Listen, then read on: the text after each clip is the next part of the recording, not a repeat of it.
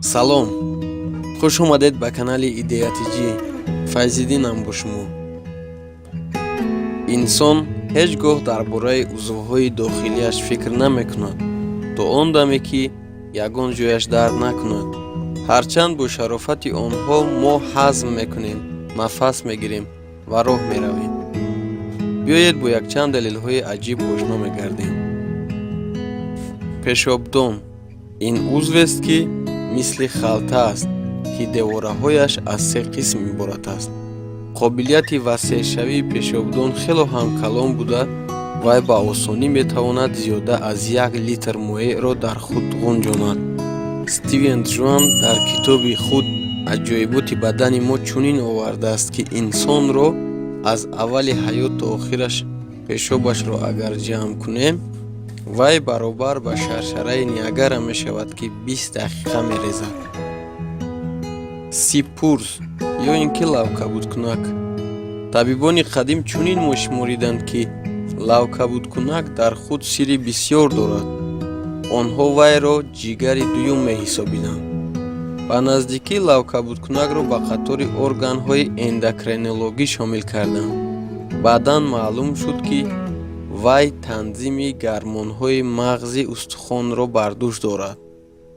ин аз ҳама узви калонтарини лимфоидӣ аст ки ба системаи иммунитети инсон алоқамандӣ дорад.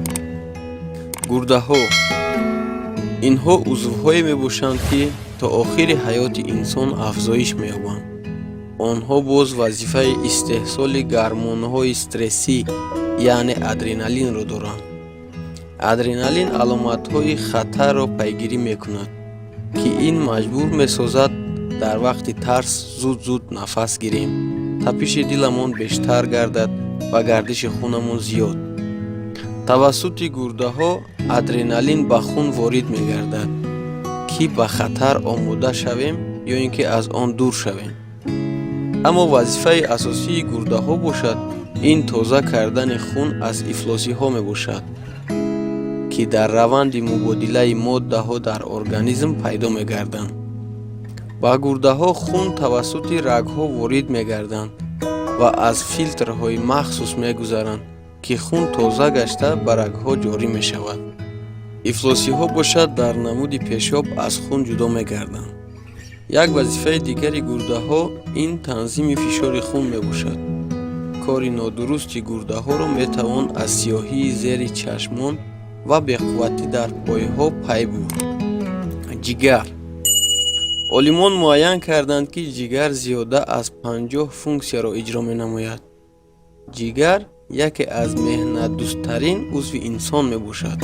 дар як шабонарӯз 1800 литр хун тавассути ҷигар мегузарад. вай баланси ҳарорати бадани инсонро танзим мекунад, то ҳарорати 36 градус нигаҳ медорад. дар ҷигар ҳамеша ҳазорҳо намуди реаксияҳо ба вуҷуд меоянд. вайро ҳамчун филтр ё ин ки заводи кимиёӣ ном мебаранд. ин аз он ҳисоб аст ки вай организми моро аз шлакҳо ва маводҳои заҳролуд тоза карда, инчунин маводҳои муфид барои мо истеҳсол мекунад. бе ҷигар мо ҳатто аз об ё ин ки шир отравленӣ мешавем. вай ягона узвест ки агар қисми онро бибурем, вай боз месабзад. шушҳо ин ягона узви инсон аст ки дар об партоӣ ғарқ намешавад ва дар болои он меистад.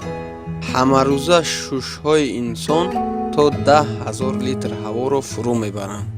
инсон бошад ба ҳисоби миёна дар як шабонарӯз то 25 000 маротиба нафас мегирад.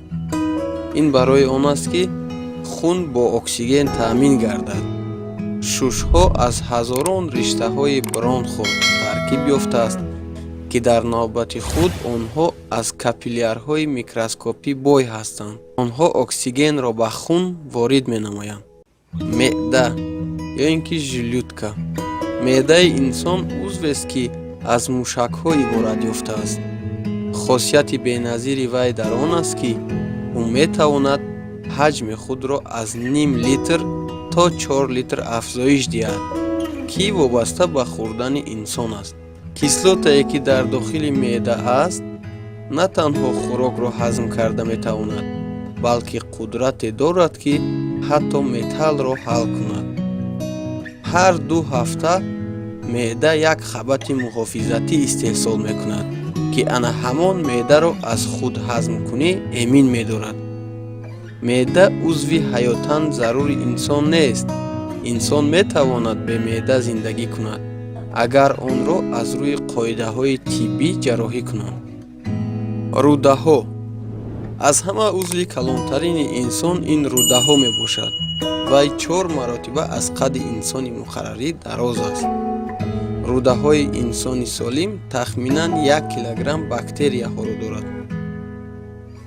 мағзи сар. ин узвест, ки то ҳол кори он ба пуррагӣ омӯхта нашудааст. дар мағзи сар рецепторҳои дард вуҷуд надорад.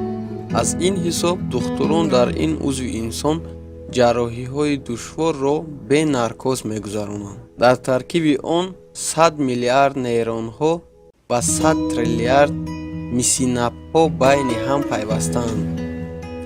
ҳаҷми хотираи инсон 1000 терабайт маълумотро ташкил медиҳад ва ақидае вуҷуд дорад, ки инсон мағзи сари худро ба пуррагӣ истифода намекунад, дурӯғи маҳз аст.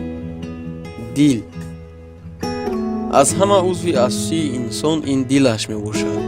вай қудрате дорад, ки метавонад хунро то 9 метр фишор диҳад. системаи гардиши хуни инсон зиёда аз 4,5 литр хунро дар бар мегирад.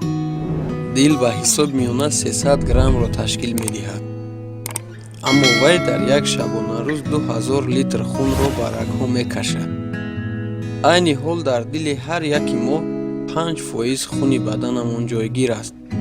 20% он дар мағзи сар, 22% дигараш дар гурдаҳо. агар қисми зиёди узвҳои инсонро гирем, аммо вай метавонад зинда бимонад. бадани инсон хело ҳам нозук ба назар мерасад, аммо вай метавонад бе меъдаву лавкабудкунак 75% ҷигар, 80% рӯдаҳо, 1 гурда ва 1 қисми шуш зинда бимонад. чунин буд видеои мо. боқӣ ба ҳама саломатӣ. дастгирии каналро фаромӯш насозед.